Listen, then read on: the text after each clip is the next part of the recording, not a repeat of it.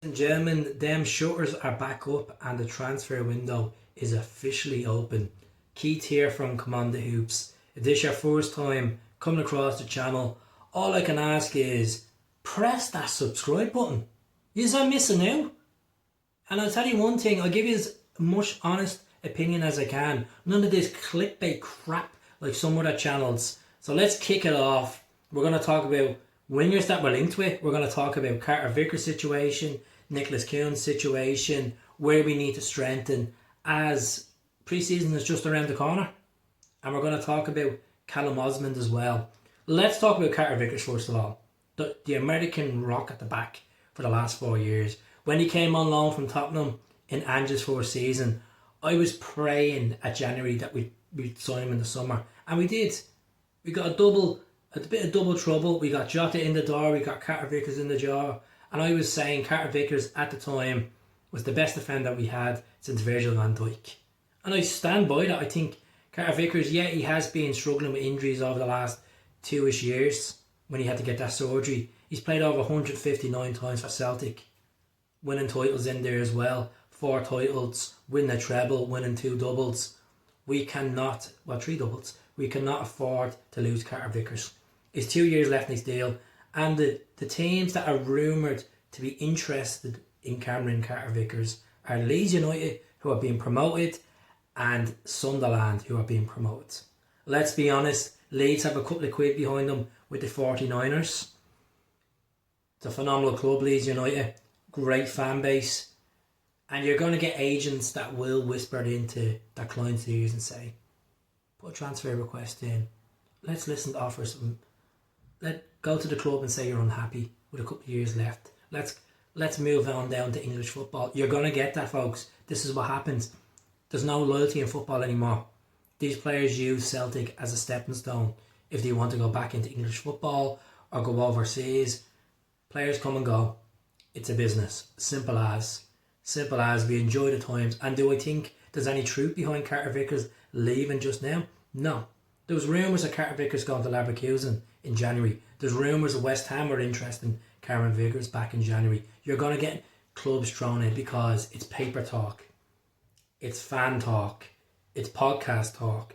Carter Vickers is 27 years of age with 2 years left in his deal. He's played 15 games for Celtic. His relationship he had with Starfelt for the first 2 years was phenomenal.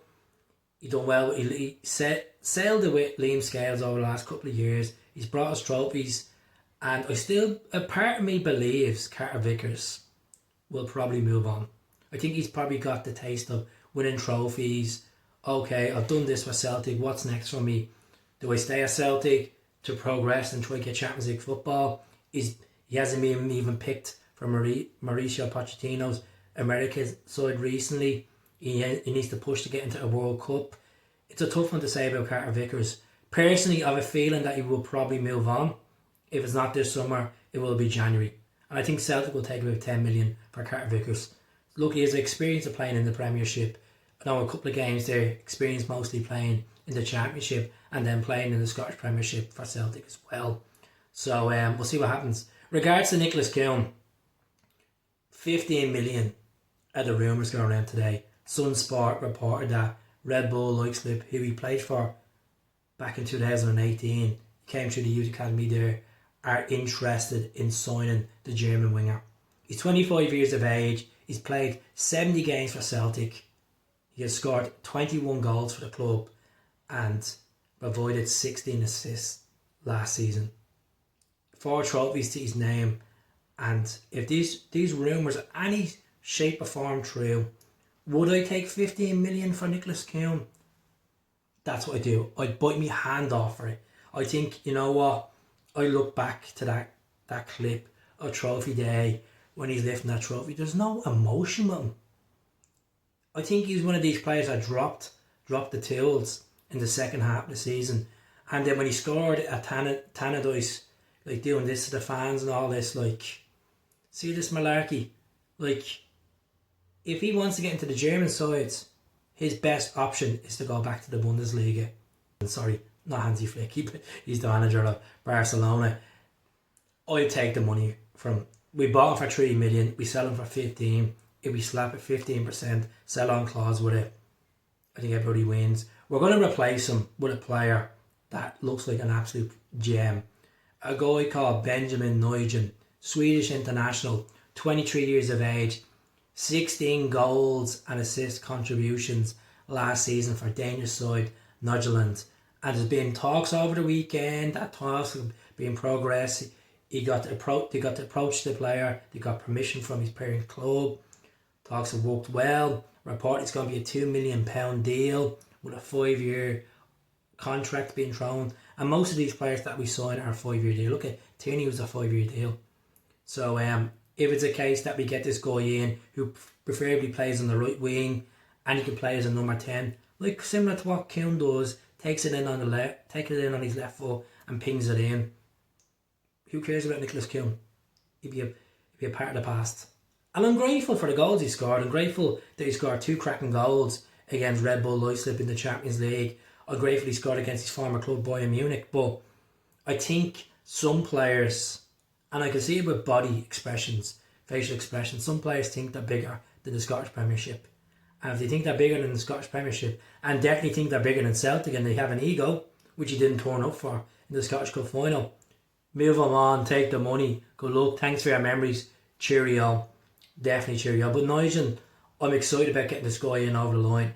People are asking about a striker. Callum Osmand put up an Instagram post yesterday of him being away in Greece, getting that holiday in before his next big move. And there was reports last week that he'd done a medical, completed a medical, but there hasn't been a fee agreed. There's been reports of a 5-year contract offered to the 19-year-old that has played for Fulham through the youth academy, that has 10 goals this season in 17 games for Fulham. We need to get this guy in. If it's opens the door for Johnny Kenny to go on loan to somewhere in the league, or even go back to Shamrock Rovers and progress there, leave him be. I don't think Johnny Kenny is going to be the answer just right now. I think he has matured. His physique looks better as well since he's got a bit of European football on his belt. I know he's UEFA Conference League with Rovers, but scoring that goal for Celtic as well against Aberdeen will help Kenny's confidence. And I think we really need to start looking and clearing players out. Sending some players on loan like Yang, like Kenny. I really, really believe Celtic need to get a defensive midfielder. I know there has been names thrown in the mix like Tignas that's originally plays for Besiktas, that spent on loan last season in Rio Ave in the Portuguese league. There's been talks of him. There's been talks of Yaris Charod that plays for Montpellier, the 23-year-old that has over 200 games to his belt for Montpellier. Christopher Julian plays for Montpellier. But we definitely need to get defensive midfielder. The whole spine of the team, the whole spine needs to be bolstered, and give Brendan the money. Give Brendan the money. I know we've been linked with other wingers like the likes of Michel Ange Balakwisha. There's been no more talk about him over the last couple of days. The Royal Antwerp winger. There's been talks of Sondre Alalister from Norway. No more talk about him. He came out with a story a couple of months ago saying that he hasn't even has his passport set up. He didn't want to take a big move back in January. He wanted to stay in Norway to mature, to be around his family, be around the team that he's used to playing with.